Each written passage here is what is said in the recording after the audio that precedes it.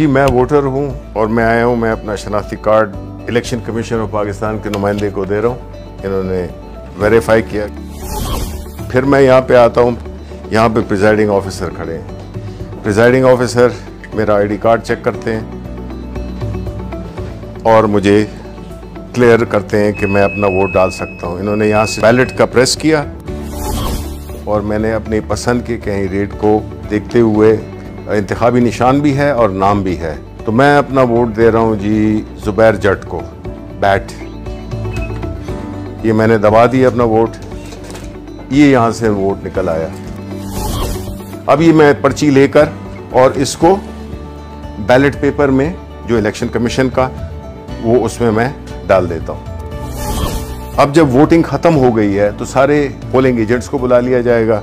Presiding officer कहेंगे कि जी time voting का ख़त्म हो गया है, कोई वोटर मौजूद नहीं है जो पोलिंग स्टेशन है, सबकी तसल्ली हो गई। आप इस सील को खोलेंगे जो कि पहले इसमें स्टार्ट था, जब पोलिंग स्टार्ट हुई थी तो उन्होंने स्टार्ट का बटन दबाया था, अब ये क्लोज का बटन दबाएंगे। अब पोलिंग बिल्कुल बंद हो गई। अब अगर ये भी करना चाहें, स्टार्ट का बटन भी दबाना चाहें दोबारा, तो ये नहीं कर सकते। अब कंसोलिडेटेड रिजल्ट्स चाहिए, तो प्रिजाइडिंग ऑफिसर फिर आप दबाएं रिजल्ट्स, ये रिजल्ट्स में, और ये आपकी उसी वक्त आपके पास पूरा जो भी कैंडिडेट्स थे, यहाँ पे चूंकि जुबैर जट को एक वोट पड़ा था तो सिर्फ उनके आगे एक वोट लिखा हुआ है, बाकी किसी का कोई वोट नहीं था।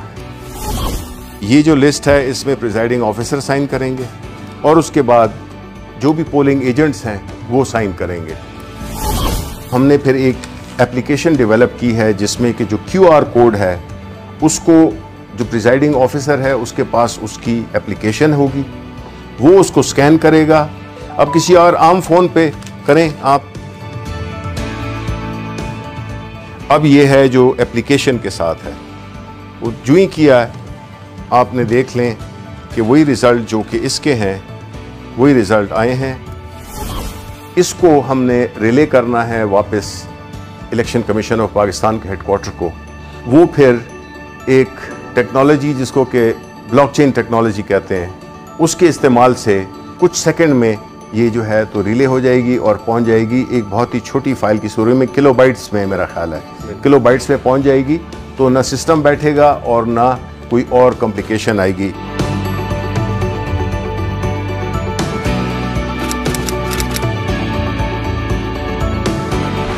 अगर कोई ये कोशिश भी करे कि वो उसी तरह का वोट पहले तो छपवा नहीं सकता, लेकिन अगर छपवा भी ले तो वो वोट इसलिए काउंट आउट होगा क्योंकि हर वोट के ऊपर एक बार कोड है।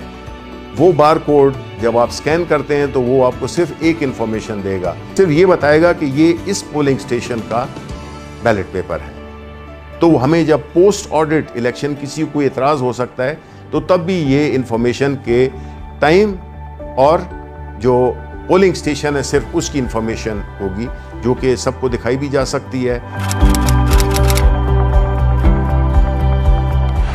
ब्लॉकचेन टेक्नोलॉजी का जो बुनियादी कॉन्सेप्ट है वो यही है कि उसको चूंकि मल्टीपल उसकी लेजर्स होते हैं तो उसको कोई चेंज नहीं कर सकेगा, ऑल्टर नहीं कर सकेगा। तो इसलिए जो मसला था RTS का, जिसकी वजह से इसको इस पूरे अमल को एक बदनामी का सामना करना पड़ा, उसका हल भी हमने निकाल दिया है।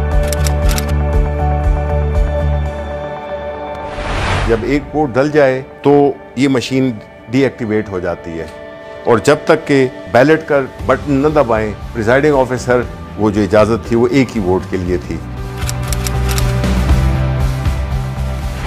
ये सिर्फ मशीन नहीं है, ये पूरी एक सोच की तब्दीली है, उस निज़ाम की तब्दीली है। लोग धौंस के ज़रिए, पैसे के ज़रिए और मुख्तलिफ गैर कानूनी हथगंडे इस्तेमाल करके वो हारे हुए इलेक्शन को जीत में तब्दील कर देते थे और जीते हुए इलेक्शन को हार में तब्दील कर देते थे। चूँकि एक स्टैंड अलोन मशीन है जिसमें कि इसका ना कोई इंटरनेट से ताल्लुक़ है, ना इसका कोई वाईफाई से ताल्लुक़ है, ना इसका कोई ब्लूटूथ से है, तो ये बैरूनी असरात से ये बिल्कुल मुबर्रा है। दूसरी बात यह है कि इस मशीन में कोई ऑपरेटिंग सिस्टम नहीं है, जिसकी वजह से इसमें ना बग्स डाली जा सकती हैं, ना इसको हैक किया जा सकता है। जो कोई बदउनवानी हो सकती है या कोई शैतानी हो सकती है कि कोई इसमें एल्फी डाल दे बटन्स में, तब भी इसकी मशीन की परफॉर्मेंस में फ़र्क नहीं पड़ेगा। कोई कील लगाने की कोशिश करे तो भी नहीं होगा, पिन लगाने की, पानी फेंकने की, कोई और लिक्विड फेंकने की, इसकी परफॉर्मेंस को बिल्कुल अफेक्ट नहीं कर सकता।